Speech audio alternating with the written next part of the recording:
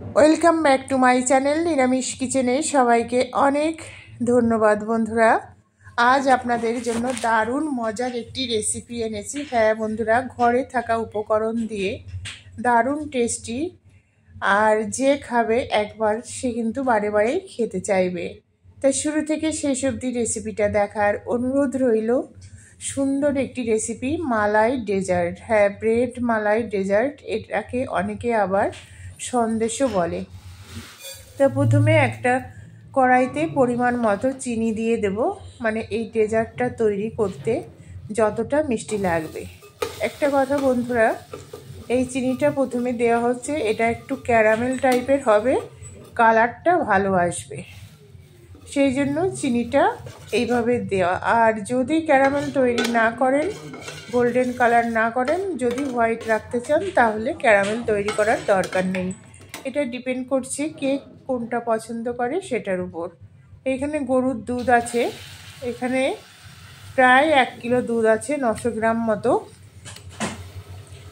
এই 1 কিলো দুধ গরুর দুধ, আপনারা চাইলে প্যাকেট দুধও দিতে পারেন।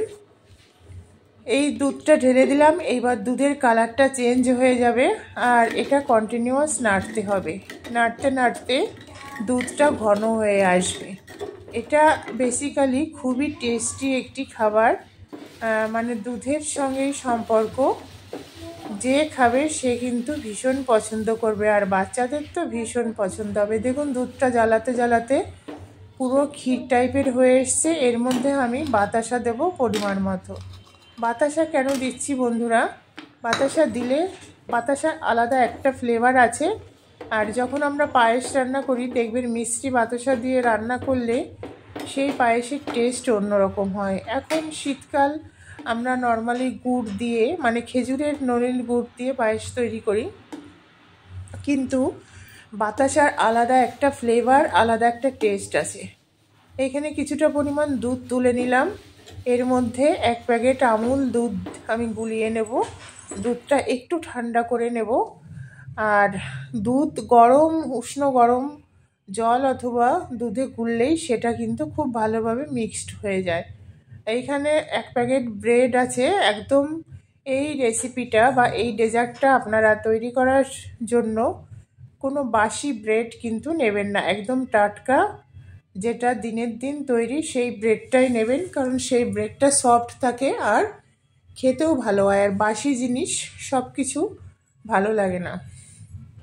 তাই ব্রেডের চারি সাইডগুলো ছুরি দিয়ে আমি কেটে নেব বন্ধুরা। এটা মানে এতটাই টেস্টি লাগে, যদি হালকা করে আপনারা মিষ্টি দেন তাহলে বেশি টেস্টি লাগবে। আর এই ডেজার্টগুলোতে খুব বেশি মিষ্টি হলে কিন্তু খুব একটা ভালো লাগে না।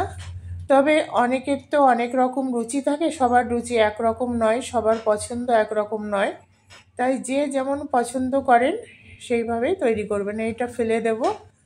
আর ডেজার্ট তৈরি করার সময় সব সময় আপনারা কাচের বোল ইউজ করবেন।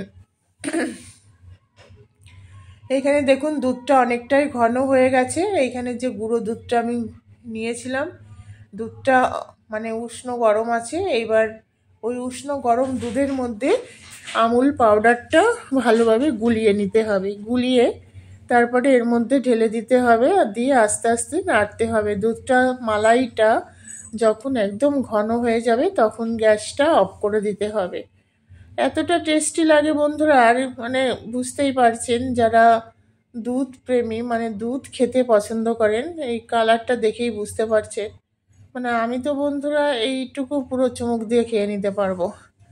কিন্তু এখন কি হয়েছে, দুধ খেলে আর মানে সহ্য হয় না, এতটা মানে গ্যাসে চাপ দেয়। যাই হোক, এইভাবে দেখুন খুব সুন্দর মিশে গেছে, কোথাও গোটা নেই। একটু এলাচের গুঁড়ো দিয়ে দিয়েছি, ছোট এলাচ গুঁড়ো। আপনারা গ্যাসের সাইডে রেখে গরম করে সেগুলি গুঁড়ি করে পাউডারটা দেবেন, দারুণ ফ্লেভার আসে। মালাইটা রেডি হয়ে গেছে। এবার আমি একটু ভালোভাবে নাড়াচাড়া করে গ্যাসটা অফ করে দেবো। এটা একটু ঠান্ডা করতে হবে।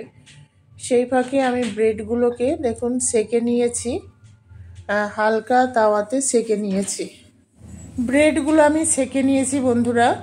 এই ডেজার্টটা অনেক দিন আগেই তৈরি করেছি, ব্রেডগুলো সেকে মানে বাটার দিয়ে কিন্তু এটা ফ্রাই করে নিয়েছি হালকা করে। তা অনেক দিন এই রেসিপিটা তৈরি করেছি, আমার এডিট করা হয়নি। আমি কখন মনের ভুলে মানে ফোনে তো জমে থাকে, একসঙ্গে যখন শরীর ঠিক থাকে তখন অনেকগুলো রেসিপি একদিনে করে নিই, আর এডিট করা থাকে না, পেন্ডিং হয়ে যায়। তা আমি কখন ডিলিট করে দিয়েছি, এইটা আমি যখন ভয়েস দিই তখন দেখলাম যে বাটার দিয়ে যে ব্রেডটা আমি সেকে নিয়েছি সেটা কিন্তু অ্যাড হয়নি। বলে দিলাম আপনাদের, এই মালাইটা একটু ঠান্ডা করে তারপরে ব্রেডের উপর দিয়ে এইভাবে ভর্তি করে দিতে হবে। এতটা টেস্টি লাগে বন্ধুরা, কি বলবো, না খেলে ঠিক বিশ্বাস করবেন না। তো এখানে কিছু ড্রাই ফ্রুটস নিয়েছি, আমি নিয়েছি আমার কাছে যেটা ছিল আলমন্ড, কিশমিশ আর কাজু। এইভাবে ছোট ছোট করে গ্রেট করে কেটে নিয়েছি, এটা এর উপরে ছড়িয়ে দেব। আপনাদের কাছে যদি পেস্তা থাকে সেগুলি দিয়ে দেবেন, ভালো লাগবে। তো এইভাবে ড্রাই ফ্রুটসগুলো দিয়ে দিলাম, দিয়ে এইবার এটাকে আমি ঠান্ডা করব। ঠান্ডা হলে তারপরে 1 ঘন্টা থেকে 2 ঘন্টা আপনারা ফ্রিজে রেখে দেবেন, নর্মাল ফ্রিজে।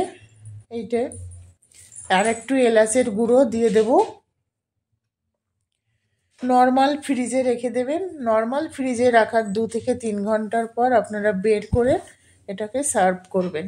দারুণ একটা ডেজার্ট, যাকেই খাওয়াবেন সেই কিন্তু খুব খুশি হবে। তা আজকের এই ডেজার্টের রেসিপিটা কেমন লাগলো কমেন্টস করে জানাবেন। যে সকল বন্ধুরা নিরামিষ কিচেনের পাশে আছেন সবাইকে অনেক অনেক ধন্যবাদ, প্রীতি, শুভেচ্ছা, ভালোবাসা এবং বড়দের আমার সশ্রদ্ধ প্রণাম। নতুন বন্ধুদের উদ্দেশ্যে বলছি, রেসিপি ভালো লাগলে একটা লাইক অবশ্যই করবেন। আপনাদের একটা লাইক, একটা কমেন্টস আমার কাছে অনেক মূল্যবান। আর পাশে থাকা বেল আইকনটি প্রেস করে অল নোটিফিকেশন অন করে রাখবেন, যাতে নতুন নতুন রেসিপি আপলোড হলে সবার আগে আপনার কাছে নোটিফিকেশান যায়। সবাই খুব ভালো থাকবেন বন্ধুরা, সুস্থ থাকবেন, সুরক্ষিত থাকবেন। আর নতুন বছরে খুব করে মজা করুন, নতুন বছর আপনাদের খুব ভালো কাটুক, সবাই ভীষণ সুস্থ থাকুন। দেখুন ডেজার্টটা কত সুন্দর জমে গেছে, এটা একটু আঠা আঠা। আর এই মালাইটা যদি ব্রেডের সঙ্গে অবজার্ভ করে নেয় সেটা কিন্তু দারুণ হয়, দারুণ লাগে খেতে। না খেলে আপনারা ঠিক বুঝতে পারবেন না, একবার খেয়ে দেখবেন কতটা টেস্টি হয়। তো দেখুন দারুণ ফ্লেভার, মানে দুধের যে ফ্লেভারটা না বন্ধুরা, আর একটু সময় রাখলে ভালো হতো, দুধের ফ্লেভারটা দারুণ বেরোয়। আর বাটার দিয়ে, যেহেতু ব্রেডটা ফ্রাই করা আছে, বাটার দিয়েই আপনারা ফ্রাই করবেন বেশি টেস্ট পেতে চাইলে। আর যদি কারো কাছে বাটার না থাকে, তেল দিয়ে ফ্রাই করতে যাবেন না, শুকনো শুধু তাওয়াতে ফ্রাই করে নেবেন, হালকা করে সেঁকে নেবেন, তাহলে ব্রেডের যে কাঁচা গন্ধটা সেটা আর থাকবে না। আর বাটার দিয়ে যদি আপনারা একটু হালকা ফ্রাই করতে পারেন তাহলে তো কোনো কথাই নেই। তো টাটা বাই বাই, আবার দেখা হবে নতুন কোনো রেসিপি নিয়ে। সবাই খুব ভালো থাকবেন।